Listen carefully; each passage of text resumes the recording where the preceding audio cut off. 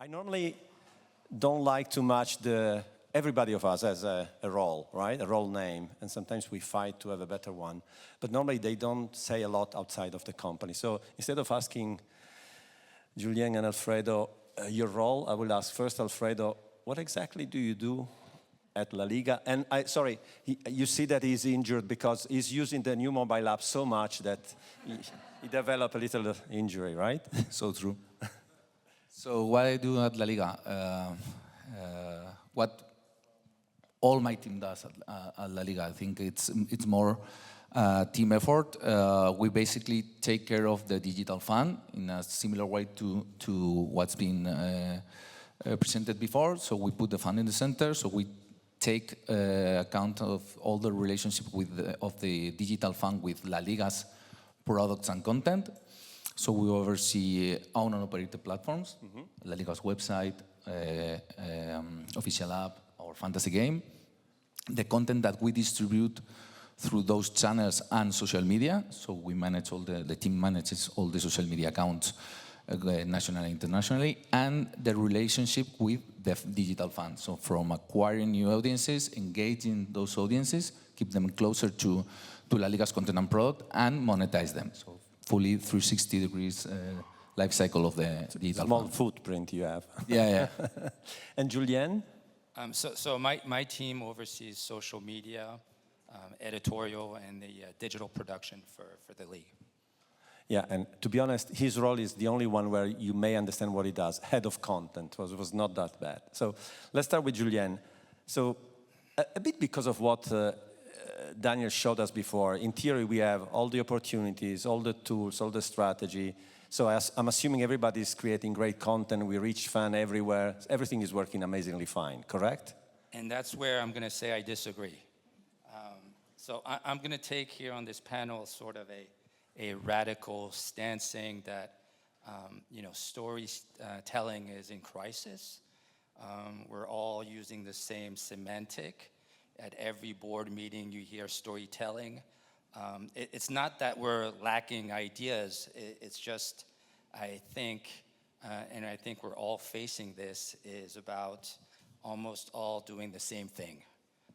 So when you look at feeds, the filters look alike, the music, and all that. So, it is a radical approach, but I think we're coming to terms where we need to reinvent ourselves. And I think, and that's not new for sophisticated leagues, but it's to figure out how we include players, athletes in the storytelling. So that's the plug for what we're going to show you now, is a player that approached our group in March, and he came to me, said, Julien, follow me, I'm going to win the EuroLeague. Let's take a look. What do I want? To win EuroLeague. Yeah, that's why we're here.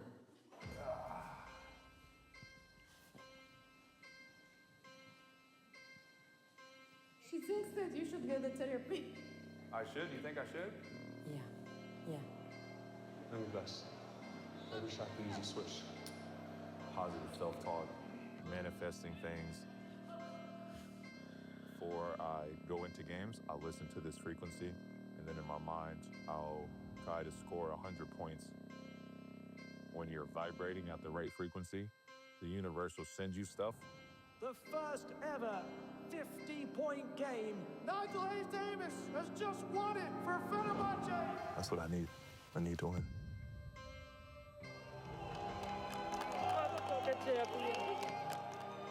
Really went all that.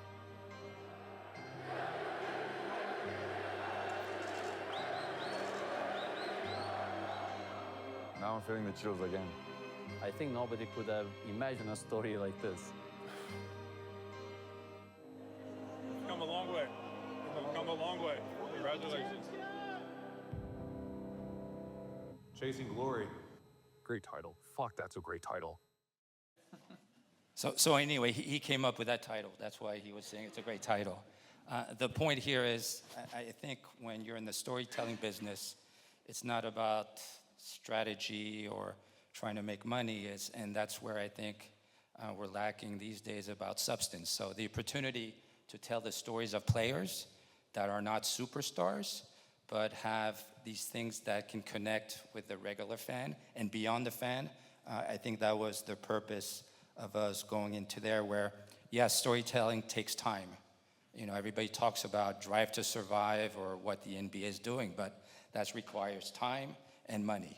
And right now we're in the business a little bit of short-term gain, and we're trying to create stories that can be consumed immediately. So I'm curious to see what's next.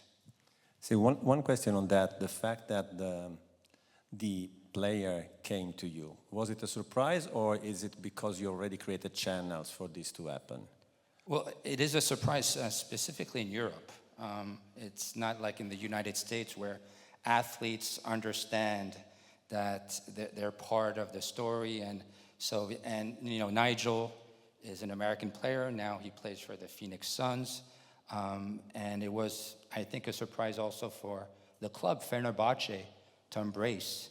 And this is part of the new generation of athletes, is not only they're focusing on the performance, but they want actually us to tell their story. So I believe in the old days, coaches would not allow this. And bless Saras for saying, okay, we're all in. See, because I think, and you don't need to be in sport as long as I have been, you have seen so many times where things like that would immediately be blocked, like we cannot do that, right? I think we are in an age where the many we cannot do that are starting to crumble, I guess, some. No, absolutely. And I think just to add on this is, so he came up in March, so it was right before the playoffs, and we actually asked him to mic him up every single game. So playoffs and Final Four. So that disrupted the routine of a regular athlete. And I think we got very lucky, but usually these happen and they become gimmicky. And to be able to mic up a player that wins it all, not only he won the championship, but he was also MVP of the Final Four. And La Liga, what is your approach with content and how you work with all the other entities, you call it, like the clubs, the players? I mean, to us, it's quite important to get all the ecosystem together in order to build content. Something that we did through the WSC agreement is try to be in like a centralization production entity that distribute that content to all the entities. So we use the service to process every single match that we played at La Liga. We automatically generate all the clips in different formats and adapt it for different platforms and distribute it instantly to all our partners. It's not just clubs, it's also broadcasters and advertisers. So for us, being able to, in real time and near life, distribute that kind of content, it helped us a lot in the last 3-4 years to provide the teams and broadcasters, which are our main partners with high valuable content. And one thing I noticed working a bit with you and with other leagues, I've seen similarity between the NFL, who has this because centralized very often two clubs. I come from Italy. You can imagine the situation with Serie A in Italy. Is there someone from Serie A? The clubs are quite jealous of their power, right? But I've learned with the NFL, and I learned with you, that if you create centralized platform where they have value of putting in things and getting out things, in the end, for many things, they are not really competing. They're competing on the pitch, but for other things, the more you create value centrally, the more they can, and I think content can be the same. Absolutely. That's something that we've been growing in the last 12 years when we centralized the TV rights, and that's something that that culture has gotten deeper into the teams, that at the end of the day, we are here to help grow La Liga as a whole competition. We want to have more teams and more players to be well known. That's, for example, fantasy is a great product for us because at the end of the day, you have to build a team with different players from different teams and not maybe you follow, I don't know, Atletico Madrid, Real Madrid, Barcelona, but at the end of the day, your team could be Rayo Vallecano or Eibar because they have the most valuable players with the less investment. So being able to build a brand, centralized products that we can accomplish from our perspective and help all the teams to have access to great content or great features is essential to make the Liga bigger. And let's move to something that in the past a head of content would be scared if we talk about AI, Gen AI, that word in relation to content. Do you see it as a threat, as an opportunity, as a democratizer, leveler, where everything becomes even more the same? What's your view on that, Julien? That's a big word, democratizing right now. I think, listen, we're all discovering the value of AI, seeing it as a tool. It's going to take time to understand that it is a tool. I can tell you for our team, my team is most of content creators. And working, I don't want to do a promotion for WSC, but to be able to work with that tool and be able to cut highlights so quickly has changed everything. So going back to broadening the audience, it's totally key. And the second thing is, and maybe we'll talk about it later, it's also for non-live production as well. It's a tremendous tool to be able to actually create hooks. We're all very focused on making sure how can we turn a 90-second interview into 10 different clips, and these clips are usually different hooks. So you're able to navigate through different editorial lines in one clip.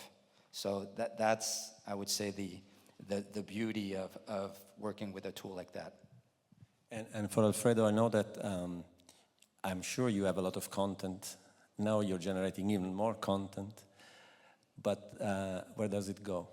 I think also social media a bit. You're doing well there? I don't know.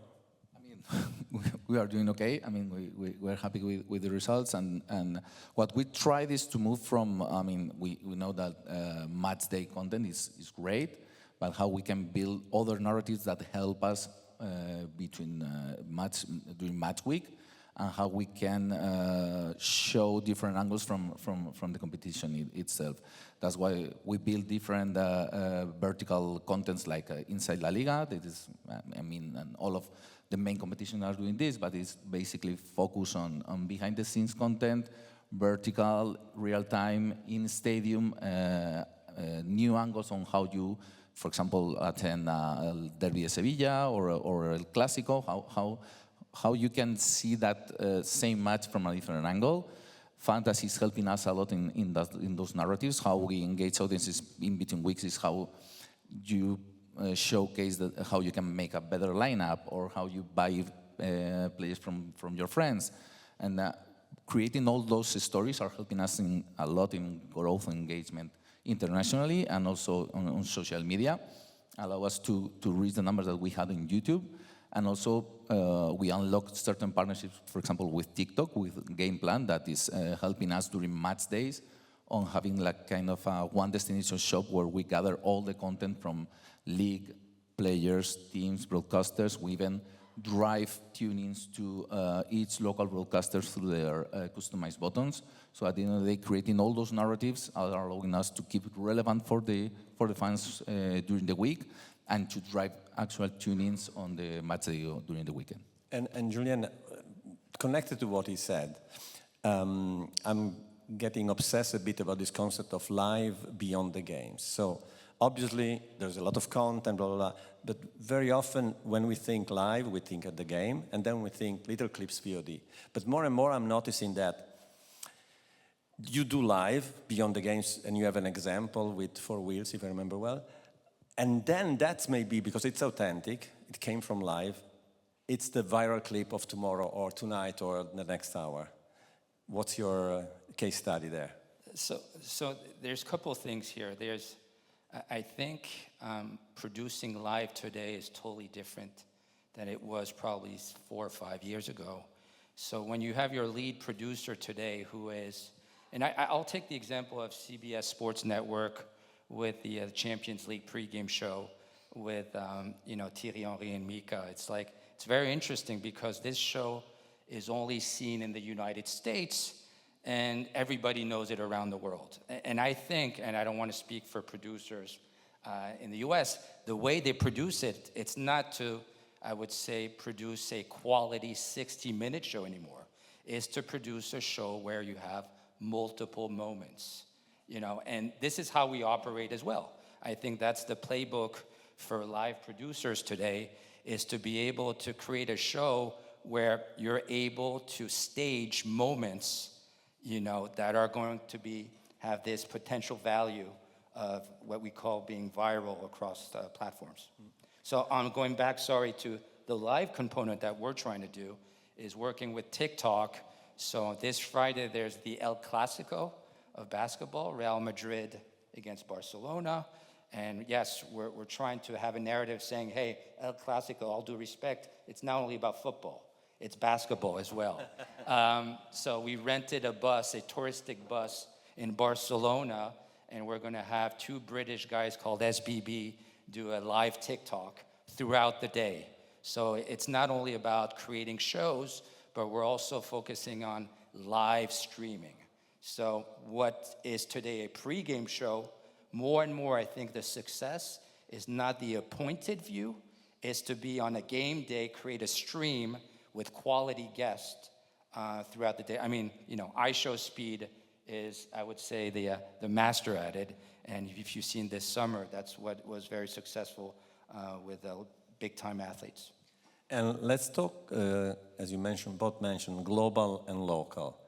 Obviously, you're global, but then you have to be meaningfully local. How do you approach it at La Liga?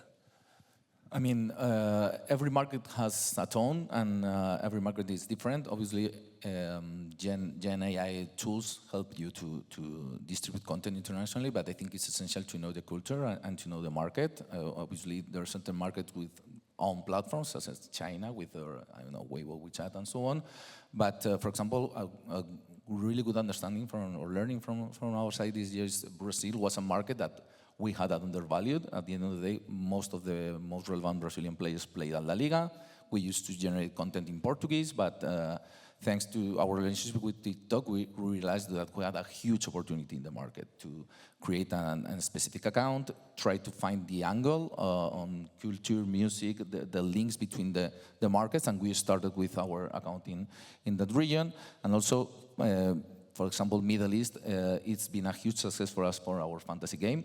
We launched the Arabic version last year, and it went from having no relevant audience there. Now it's almost 20% of our fantasy players came from that region. So having the approach to understand the market, see which, topics, content, narratives could resonate with that region and try to convey the content through all those to tackle the audience, I think is the most relevant. So the lift open, I thought there was a thing of the La Liga famous player coming in, but there was no one. I thought it was a stunt from WSC Sports, but for the moment, physical, we cannot do with AI yet, right? So the one thing, EuroLeague, what is your approach to global-local? What is? Global-local. So, I mean, the advantage we have compared to domestic leagues, where it's the EPL, the NBA, or La Liga, is we're a pan-European league. So, the focus is like everybody who's trying to do good content is focusing on emotions. The emotion is the main differentiator at the end of the game. And we're lucky to create emotions with what I say with different accents. The emotion from Greece is very different from the emotion from Germany. And all these countries are part of the EuroLeague community. We have 20 teams across Europe. So here, you're hyper-local already. The advantage is with the digital natives is some of our content creators, believe it or not, they speak English fluently, not because they moved to England or went to the US, but because they have YouTube. They learn English on YouTube. The point I'm making here is like the global is instant if you're able to create that emotion, whether it's on the court or off the court. And the global aspect here is, we're lucky to be part of basketball. And I always say to my friends or new colleagues is basketball is the second sport in the world. So, and it's made for our phones, on your phone. There's not better sport than basketball. So easy to be global. Yeah, I agree. And so we know now that what you really love in your job is fantasy, right? Because that's the thing you mentioned the most. I don't know. Fantacalcio in Italy, there is a movie now of the mechanic of people fighting on how popular it is now. We made a partnership with Netflix to promote our fantasy because it was launching in Spain while the movie was out there. Yeah. So the last thing is, what's next, or if you think at 2026, what is the image, a short image for your 2026? Not an easy one, I know. You want to start? That a player is coming to me and saying I'm going to win the Final Four and I'm staying in the EuroLeague next year. No, joke aside, it's, listen, it would be very pretentious to say what's next, but I think for league like ourselves, the biggest challenge is not to be dependent on algorithm, and that's going back to storytelling, whether it's a boom or a crisis. So it's to figure out how these algorithms are evolving, and we'll never know because they're good at hiding that. But maybe, in 26 or 27, social media will be for nonprofit. Think about that. Maybe, in the US, you have NPR, a news organization that is government funded. So maybe in Europe, which is kind of going through this strict regulation, maybe there will be a social media that allows us to provide more substantial content, meaning longer form and less dependent on the publicity. That's the subject for another panel, algorithm or people. Who are we creating content for? What's your 2026?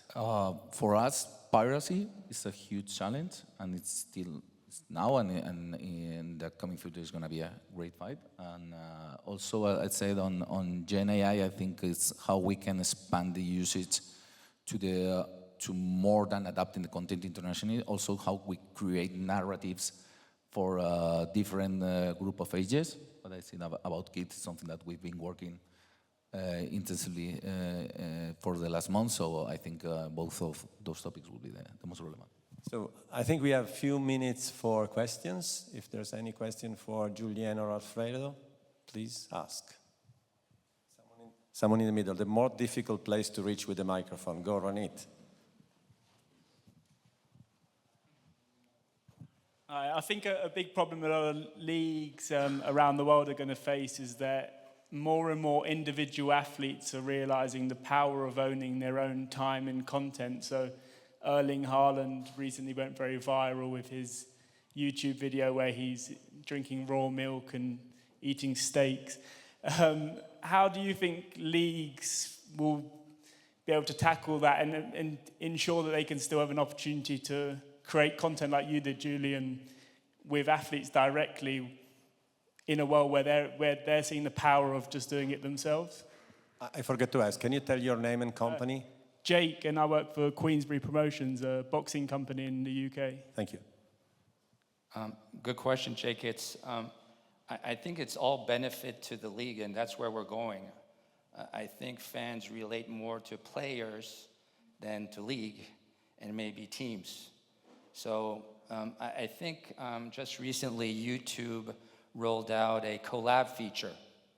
So this is going to allow us to actually promote our players, and the content can live on our own property, on our own YouTube channel, but at the same time you're promoting your players. So I think it's not bad news.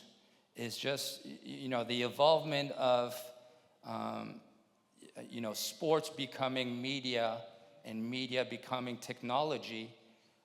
Sports organizations need to involve as well with how we work with our players. And you've seen it on this. By the way, this documentary, if you're interested, will be released in the first quarter of 2026.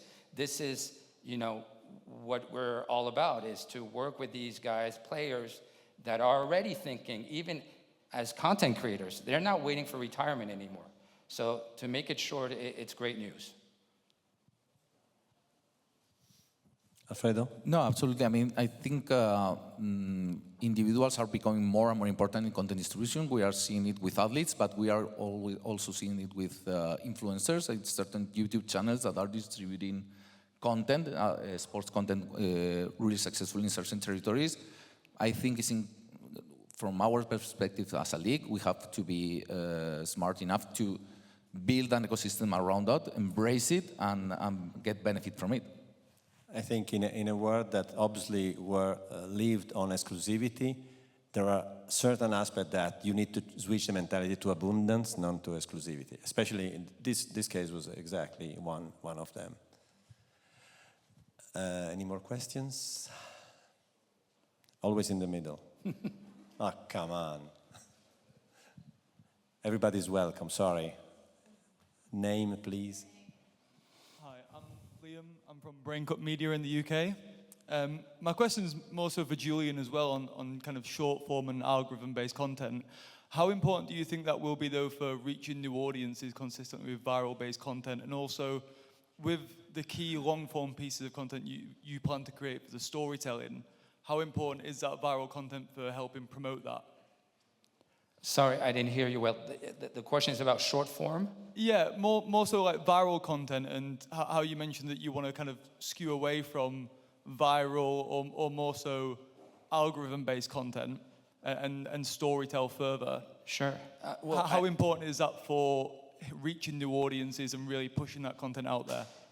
So it's in a radical world and chaotic world we live in, this is about balance, right?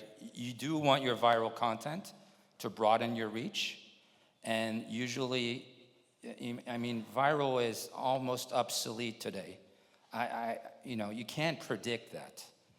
Our most, I would say, viral video on the EuroLeague accounts for the past 2 years is a player called Chima, who missed his free throw on purpose, and it garnered 37 million views. You can be the best producer in the world, can't predict that. So there's the viral to sort of broaden your audience, and yes, there's the substantial more content, and I think it's more about brand perception. Elevate, your league, your players, and change the narrative where some people with all the content that is being flooded is not seeing the reality. And it's our role through long form to tell what it is through their own lenses. Okay. Thank you. So let's thank you, Julien and Alfredo, for the time. Thank you. And move on.